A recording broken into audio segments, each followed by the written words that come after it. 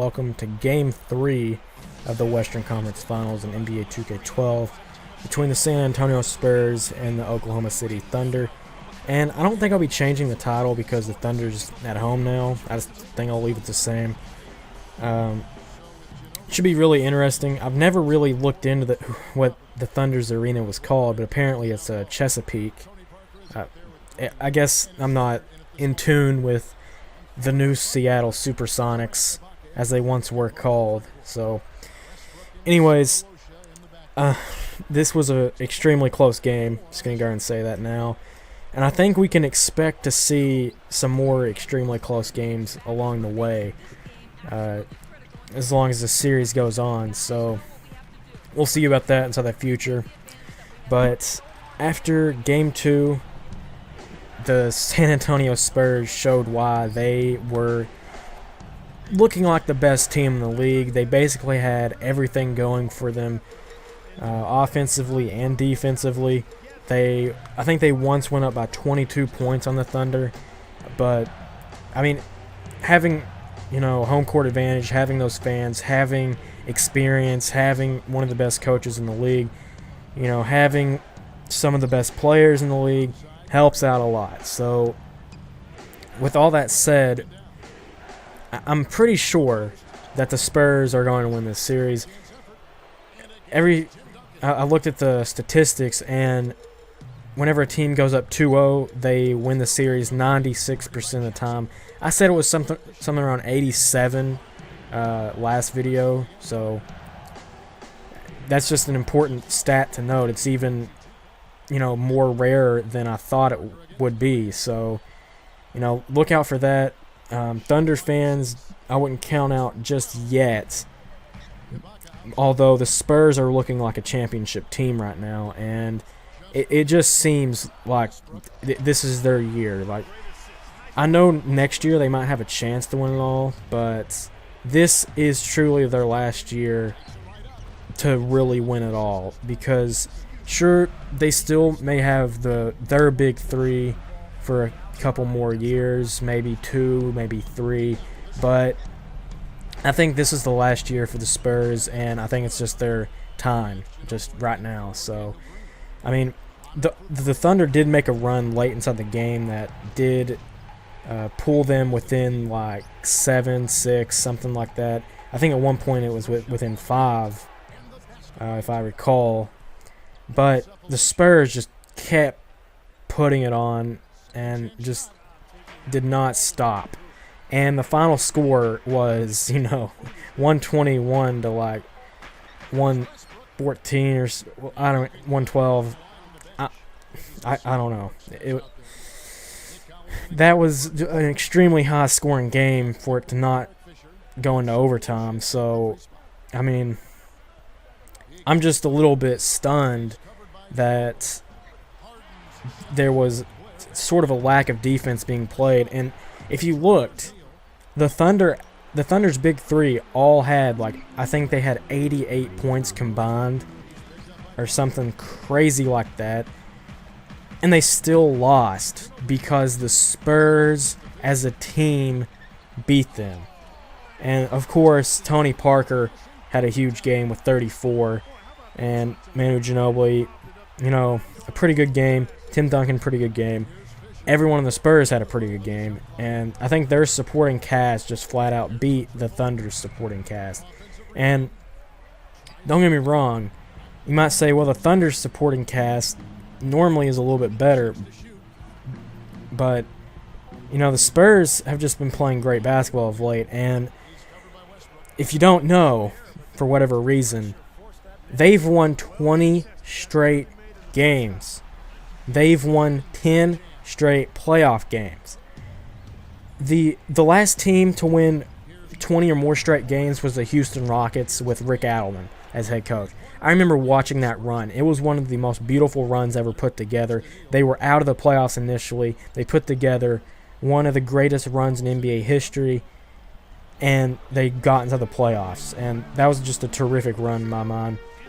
I think the most ever is the Milwaukee Bucks with Kareem Abdul-Jabbar. They had like a 34-35 game winning streak. Just something silly, that's never going to be touched again, as far as I can tell. Unless there's a group of elite supermen that all join the team, like the Dream Team. Now, yeah, you'll be looking out for that on NBA TV, because I don't know when it's supposed to be, but the Dream Team is supposed to have some sort of documentary about them, so that's something to look forward to. I've heard it's the greatest team ever assembled, and I mean, how could you not? You have Magic Johnson, Larry Bird, and Michael Jordan all co-captains, so that's sick to think about that. I mean, there's no way they're going to lose a game. But anyways, the Spurs are playing absolutely fantastic basketball. I don't know why I stopped at the end of absolute. If you want my true prediction, it's either Spurs in 5 or Spurs in 6.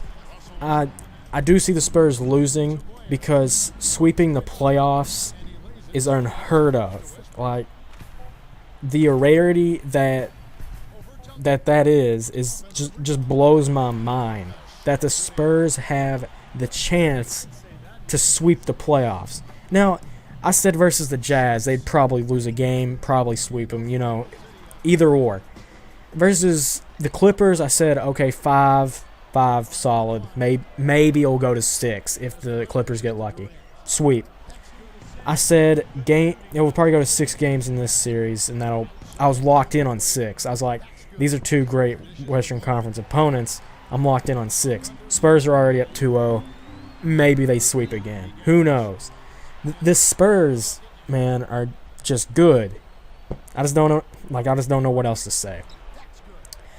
In game, we're really starting to get into the fourth quarter. The Spurs have been down by as many as 12, I believe, maybe even more than that.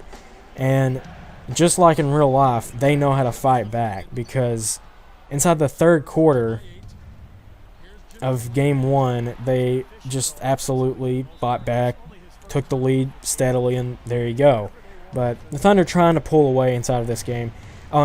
Tell me what you think about me watching the actual game and then commentating on it beforehand, trying to make predictions, because what I want to do is watch Game 3, evaluate it, talk about Game 3 in the Game 3 video. So I think I'll do that for the next couple episodes or whatever for the series. Just throwing that out there. And the game is locked at 79 right now, and the Spurs are making a steamed comeback here as Tim Duncan gets the and one. And look at this play right here. All right, so we have James Harden just dribbling around. He just decides to randomly pull up from about 30, 35, 33, and actually just makes it. So coming back down, we have Kevin Durant hitting a clutch shot, and then we're inside the final minutes, actually the final seconds here inside the fourth quarter. Let's see what the Spurs can try to put together, try to tie this game or win.